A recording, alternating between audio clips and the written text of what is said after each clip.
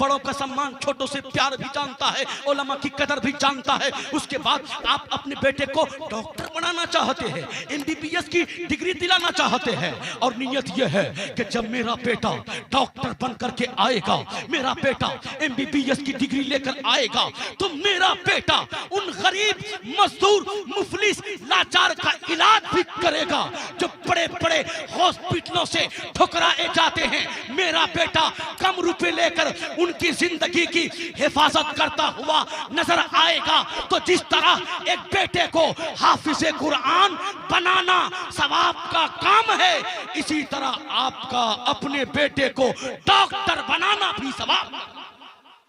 इसलिए बनाओ अपने बच्चे को डॉक्टर, बनाओ अपने बच्चे को इंजीनियर, बनाओ अपने बच्चे को IPS। जरूरत है आज अपने बच्चे को IPS बनाने की, इंजीनियर बनाने की। डॉक्टर इकबाल ने कहा था बहुत पहले, न समझोगे तो मिट जाओगे ए हिंदुस्तान वालों, तुम्हारी दास्तां तक न होगी दास्तानों में। इसलिए मुसलमानों, हमें जागना होगा तालीमी मैदान में। मैं अपने मन में डूब कर बाजा सुरागे जिंदगी, मेरा न बन सका तो मत बन, कम से कम अपना तो बन। इसलिए तालीमी मैदान में बेदार हो जाइए। और इस दौरे जदीद में जो अभी मेरे मिल्लत के लोग, इस दौरे जदीद में अपने बच्चे को दीनी तालीम के साथ साथ दुनियावी तालीम देना बहुत जरूरी है। जब आपके बच्चों के अंदर दीनी तालीम हो, कुरान की तालीम हो, हदीस की तालीम हो, तब ना आपका बच्चा आला हजरत इमाम अहमद रजा की उर्दू किताबें अंग्रेजी में करता हुआ गैरों के सामने पेश करता हुआ नजर आएगा। जब आप अपने बच्चे को इमाम अहमद रजा आला हजरत के इश्क का जाम पिलाकर जब आप अपने बच्चे को अंग्रेजी की तालीम देंगे, जब आपका बच्चा ज़बान इंग्लिश का माहिर होगा, तब ना आला हजरत फतवा रज़विया को, आला हजरत की किताब फतवा रज़विया को हमारे बच्चे ज़बान इंग्लिश में करता हुआ नजर आएगा। जब हमारा बच्चा अरबी अदीब होगा, ये मदारिस रहेंगे तब ना, जब हमारा बच्चा अरबी अदीब होगा तब ना फतवा रज़विया को अरबी ज़बान में करता हुआ नजर आएगा। जब आला हजरत की ये किताब फतवा रज़विया अरब मुल्कों में, गल्फ में पहुंचेगी, अंग्रेज ममालिक में इंग्लिश जबान में पहुंचेगी, जब वहां के लोग आला हजरत की ये किताब को पढ़ेंगे तो ये नारा लगाएंगे, ये कहने पर मजबूर हो जाएंगे क्या कि माना अरब ने तुझको यगाना, गाया अरब ने तेरा तराना, माने है तुझको सारा जमाना, हम ये सुन्नत आला। आज इमाम अहमद रजा का मिशन तालीम के मामले में जितना आगे बढ़ सकता है, दूसरा माहौल मुझे नहीं नजर नहीं आ रहा है। मैं कहना चाहता हूं, आज इस कौम के पास सब कुछ है, इज्जत है, शोहरत है, बुलंदी है, पहले से मकान अच्छे हैं, पहले से कपड़ा अच्छा पहन रहे हैं, पहले से अच्छा खा रहे हैं, आज सब कुछ है, मगर इस्तेमाल सही नहीं है।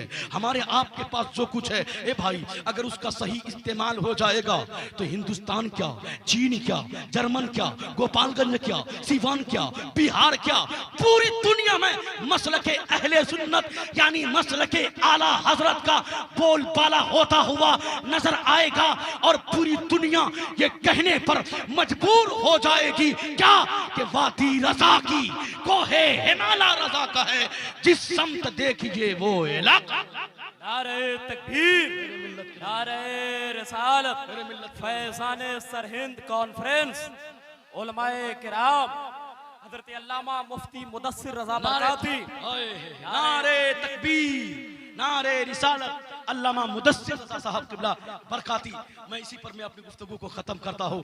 इसलिए है मुसलमानों, आप लोग सुने मेरी गुफ्तगू को, हजरत आ रहे हैं, इनको आने दें मेरे मिल्लत के नौजवानों। इसलिए मैं कहता हूँ कि आज अपने बच्चे को तालीमी मैदान में आगे बढ़ाओ, और इतना आगे बढ़ाओ, इतना आगे बढ़ाओ कि हिंदुस्तान के हर डिपार्ट में हमारा अपना बच्चा शामिल हो, और उस बच्चे के पास दीन की इतनी तालीम हो कि उसे कौम से हमदर्दी हो, इस्लाम से हमदर्दी हो, दीन से हमदर्दी हो। वरना क्या होगा, 140 करोड़ से जायद आज हमारी आबादी है, 57 मुल्क हमारा है।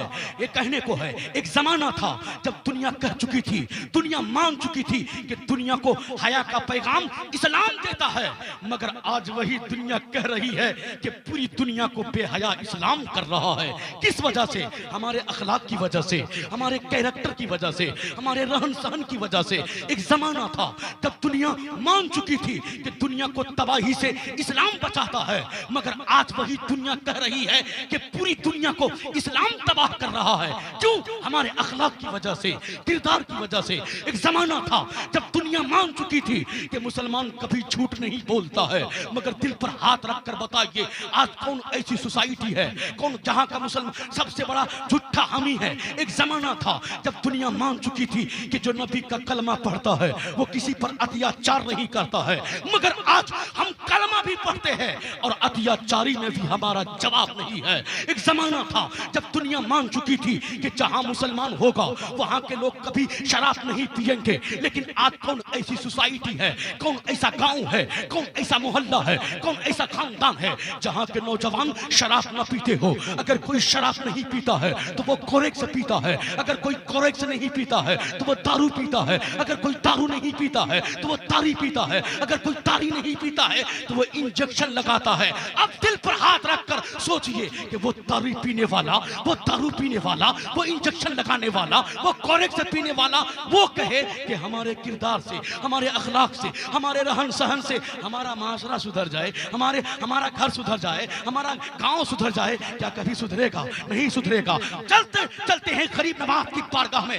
गरीब नवाज जब अजमेर मुअल्ला की धरती में कदम रखते हैं, जब आपने सादगी से खिदमत अंजाम दी है, आपने किसी गैर से, किसी नॉन मुस्लिम से जाकर ये नहीं कहा कि कलमा पढ़ लो मुसलमान हो जाओ। नहीं नहीं, आपने किसी से नहीं कहा कि कलमा पढ़ करके मुसलमान हो जाओ, बल्कि गरीब नवाज के किरदार ने, अखलाक ने, आदात ने, अतवार ने, अताई जिंदगी ऐसा पेश किया, अखलाक ऐसा पेश किया कि कम ही दिनों में 90 लाख लोगों को ये मानने पर मजबूर कर दिया कि सबसे सुनहरा मजहब अगर कोई है तो वो मजहब इस्लाम।